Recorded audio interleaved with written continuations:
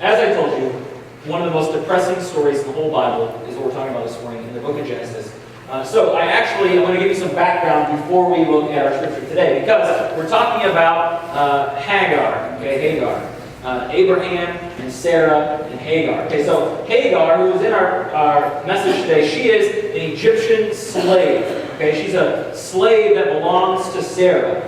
Okay, and so obviously, all of us know slavery, bad thing, right? But in that time period, it was kind of just the norm. Okay, it's just you conquered a place, you took them as your slaves. And so, this Egyptian belonged to Sarah, and so Sarah is getting a little bit impatient with this promise that God has given Abraham.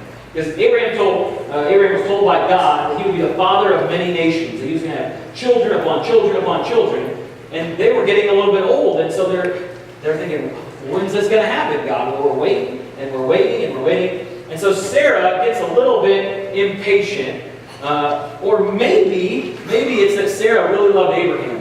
Okay, and that Abraham had this dream that he was going to have children on children, and Sarah couldn't have them. And so because Sarah loved Abraham, she wanted to see this dream fulfilled. Okay, maybe it was that. I'm not sure. One way or another, Sarah decides that they're done waiting and tells Abraham, you ought to go take my servant. Okay, go take my slave and have a child with her. Okay, now, raise your hand if you're a mother here this morning. Okay, if you're a mother here this morning.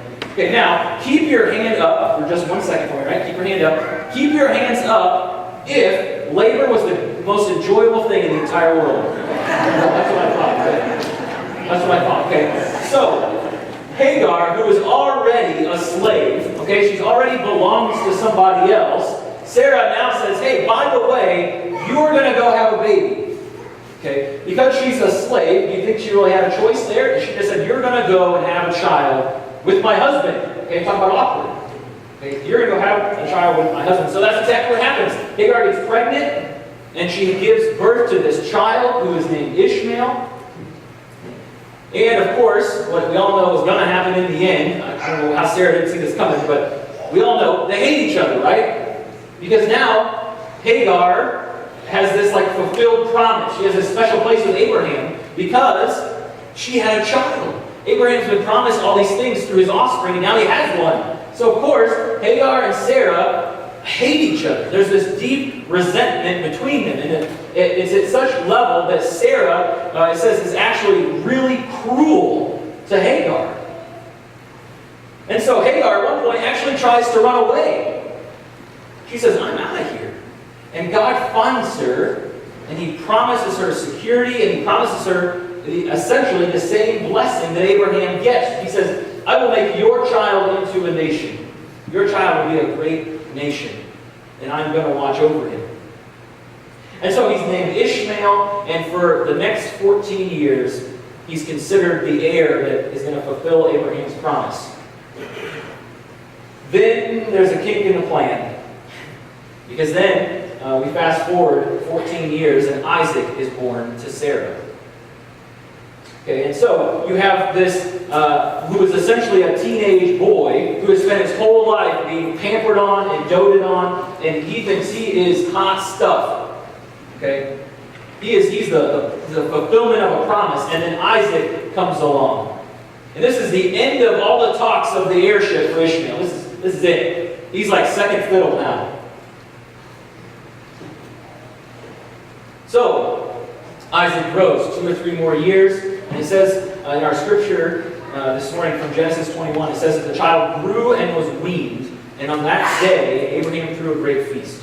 Okay, so when the child was old enough for solid food and he started growing, they throw this big feast. This is a celebration, because what it was in that time, when your child was weaned, it was like, okay, he's made it through this sort of iffy phase in life, and we're not sure if he's going to live or not. He's on to great things. So this was sort of like Isaac's welcoming party. It was his, congratulations, you're the heir now. Here's everything. And so they throw this huge feast. But it says that Sarah saw that the son whom Hagar the Egyptian had born to Abraham was mocking.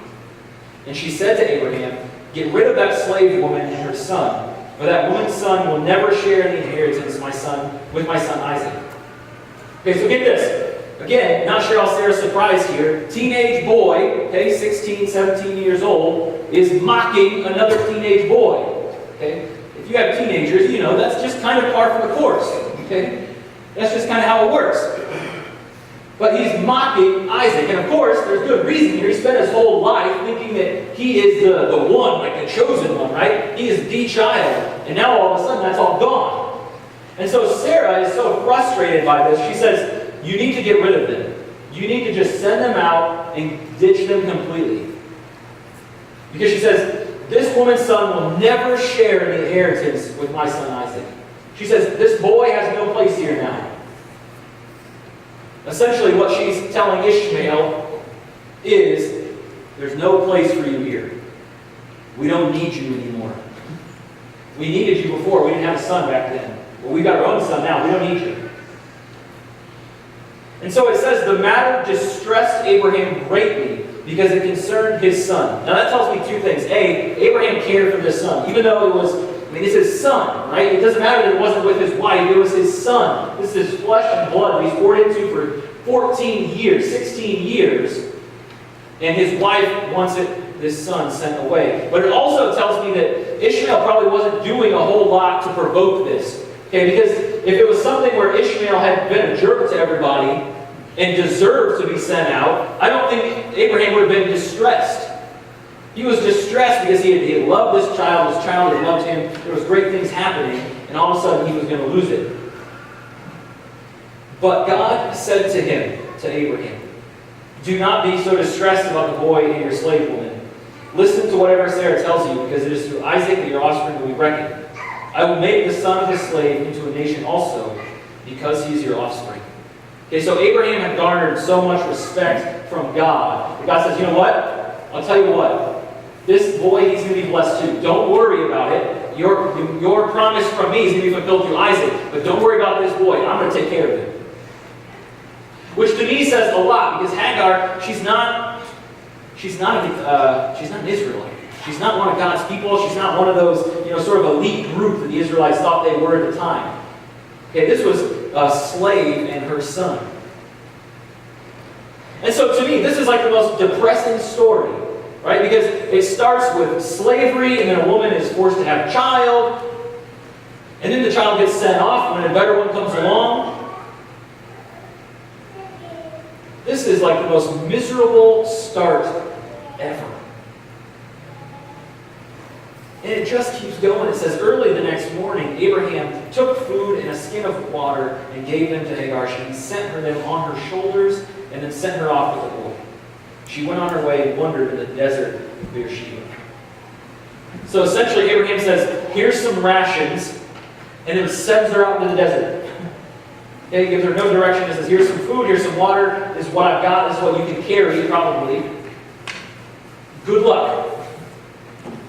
So it says, when the water in the skin was gone, she put the boy under one of the bushes. Then she went off and sat down about a bow shot away, for she thought, I cannot watch the boy die. And as she sat there, she began to sob. So this mom is so distraught by this situation. She's in such disarray. So she sees there's no food, there's no water left, there's nothing she can provide for her child. So she sits this boy, and remember he's a teenager, okay? So she sits this boy underneath a bush, and she says, stay here. And she goes a bow shot away, which is like about a half a mile, okay? So she goes off somewhere, and she just sits and she waits, because she says, I can't watch my child die. My child is going to die, and I refuse to watch this. And so she goes off and she sits, and it says she began to sob. Let me tell you, there are moments in my life, and I can never say that my life has been as bad as Hagar's, okay, because there's not a lot that can. But there are moments in my life when I feel so overwhelmed, and I have such a need in my spirit, I have such a need in my heart, that I'll tell Erin sometimes, she'll say, well, what's going on? I'll say, I just need a good cry. I just need a good sob. Okay, and so Hagar, she needed this sob, and so she just cried.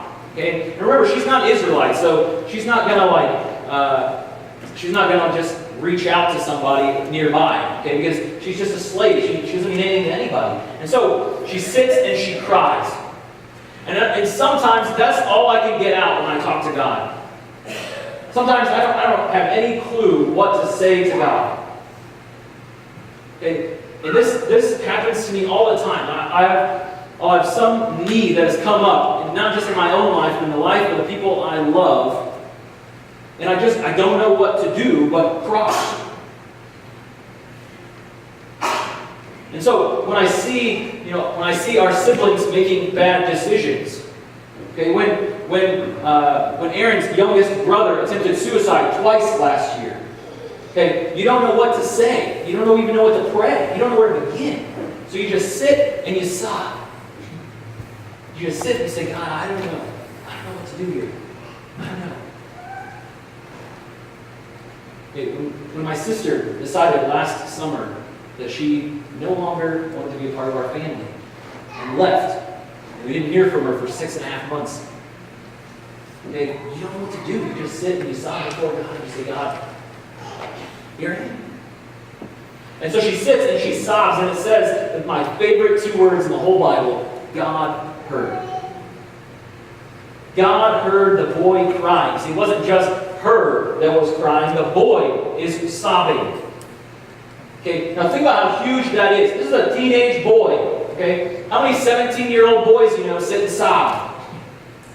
Okay, we have this idea like, no way, I don't cry.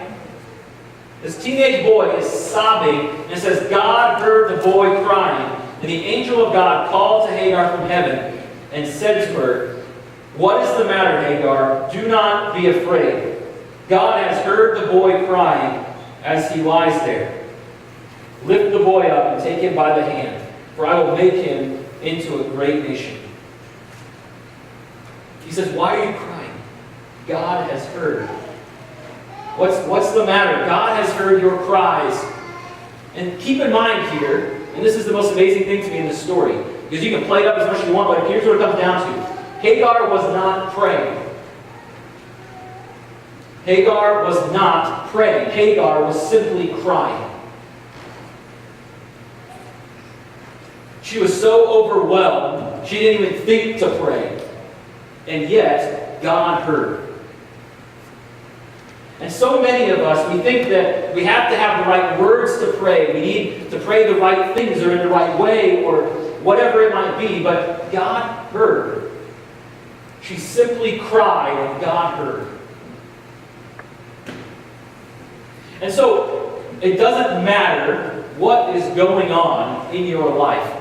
It doesn't matter how far away from God you are or how close to God you are. God hears. And He doesn't just hear our prayers. And this is a great comfort to me. He doesn't just hear our prayers, He hears our hearts. Because Hagar's heart was broken.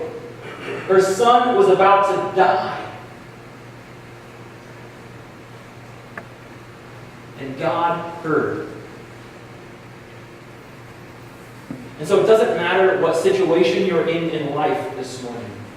It doesn't matter where you're at or who you're with. It doesn't matter how things are at home or at work.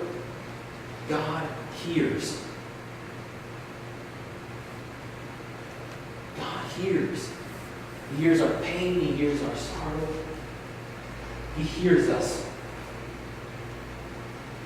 And not only does He hear, He answers. It says, God opened her eyes, and she saw a well of water. So she went and filled the skin with water and gave the boy drink. God was with the boy as he grew up. He lived in the desert and became an archer. And while he was living in the desert of Paran, his mother got a wife for him from Egypt. That's the last we hear about him. That's the last the Bible says. But God heard. God heard his cry, and God took care of him. And God hears your cries this morning. Okay? If you're feeling overwhelmed and you're at that place where you're like, I just need a good cry. Okay? I have been there. I've been there. And God hears it. God hears every utterance of our heart. God hears. God, we come to you this morning. And we thank you for hearing us. We ask, Lord, that you would just hear our hearts this morning. I pray for those who don't know what to pray. Those who simply just need you. God, I pray that you would be at work in their lives. That you would have your hand, oh God, just work. Hear our hearts. Hear our sorrow and our pain this morning as we come before you. Hear us. Comfort us. And answer our heart's cry. In Jesus' name. Amen.